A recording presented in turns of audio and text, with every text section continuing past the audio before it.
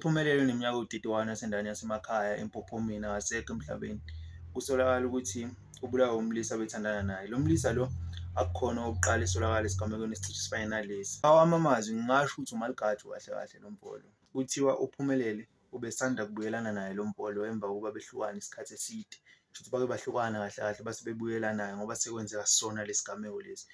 Mbukeli wami, thina asikwazanga ukuthi sixhumane nomndeni sizwele kahle kahle ngodaba oluphelele, kodwa esikwenzile sisebenzise i-social media ukuthi sikulandele udaba size nalo la phambi kwakho ukwazi ukulibukela nawe ulithamele. Ozobe usungenzela khona ukucindezela i-subscribe button mawukuthi ungasubscribe-ile ushayine i-like button. Emva kwalapho ngithi mina awuye shaya amanzi. Ngicela usithathe sibuyisele emumva. Ingabe kwenzakaleni ngoba izinto esiyibona nje enkundleni zokuxhumana we wanna hear from umndeni itself ukuthi ingabe kwenzakaleni?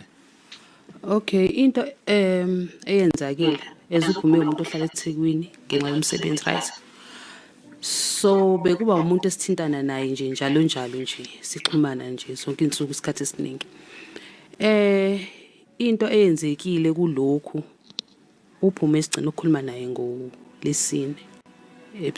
Ngicabe ko past 7 kuya ko 8 video call efuna nje ukukhuluma nezingane nabo bonke abantu ukuthi asibone into ayijwayele ukuyenza because uhlezi nje mase eThekwini uzizwa elahlekile eyedwa ngoba iningi ligcwele la ekhaya. So ke kudlule lapho kube uLesihlanu, uMgqibelo, iSonto, uMsombuluko, uLesibili, uLesithathu. Akasithinti and asimboni futhi nathi ko WhatsApp yabo njengomuntu ongapheli kulekhuzane kuma social media. And into besilindele on Sunday we had a baby shower which uphume acontributile kuyona but akangaphumelela ngenxa somsebenzi. So ziyaposta ithombe akasho lutho, akayithathi ayiposte kuthulekile. Kodwa futhi nathi siqale singakunaki ngosithi mhlawumbe yabo ubusy up until Wednesday. NgoLesithathu ngisemsebenzini mina kufona umntanami uthi hayibo kuthiwa uphume udukile emsebenzini sebena 5 days uphume engareport engasho lutho kanti akufani naye. Hayi nami ngithuke ke manje uthi hayi ngeke akufani na ngithi ngiyagijima ngobheka ku WhatsApp ngithola ugcine ngoLesihlanu ekseni koshaya u9. Emva kwalokho liqhubeka usuku nje sonke nami ngiyasebenza kodwa akusasebenzeki. Malume kuthiwani avela umalume ke asichazele istory athi sila ka boyfriend wakhe. Yona ndawo sesifike kuyona kodwa la sikhona singaphandle silunguze efasteleni. Masilunguza efasteleni sibona umzimba womuntu olele phansi ongangowakhe uphume. Nonyawo oluvele nesicathulo ezifana nezakhe uphume. Ikona kuphela esisakubona. Asikathola ukuthi singene ngaphakathi ngoba sisalinda yamaphoyisa. Savele sabona ke nathi ukuthi hayi kushuthi khona into eyenzekile. So saqhubeka isikhathi kwashawo 11 safica ubuthongo nje nathi masiphaphama ke kuseni ngiqhubeke ngibuze kathi hayi bese ngifonela umzala wami obhuti wakhe naye uthi hayibo inhlakanipho ngizisigameke esikanjeni uphume kuthiwa akatholakala athi nje unhlaka already sengeThekwini ngiyobheka.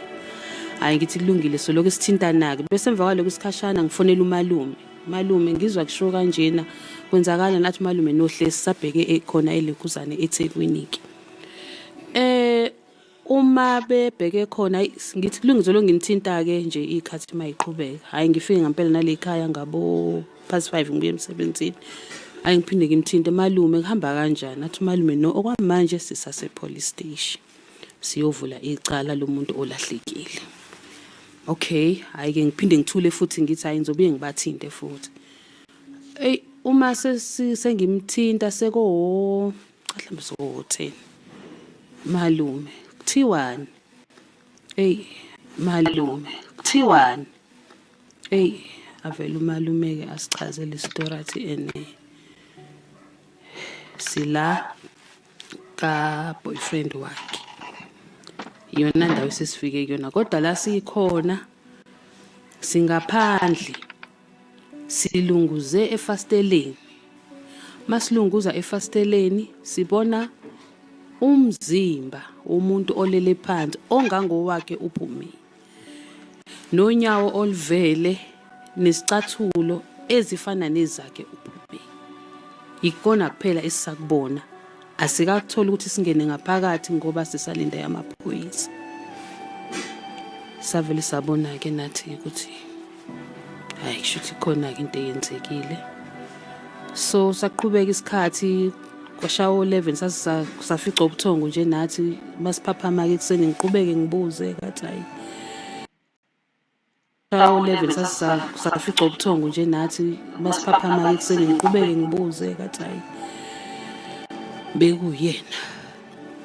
So uma kuyena kulendlu abesevalelwe kuyona besiqala ukuba nephunga and then naye besevukele ukuthi into eyenzeka lapha ya whatever into eyenzeka singayazi yenzeka ngoLesine ebusuku ngoba ingubo abamfice igqokile ababetshelwe umakhelwane ngalo uLesithathu lade kowakhe umqashoki hayi lo mfana atholakale kuona kowa kwathiwa nohambe egqoke ingubo kanje bamfice sagqoke kanjalo iphelele kodwa ke seleleke sobona ukuthi kushuthi nje mhlambe no 5 days eseshonile.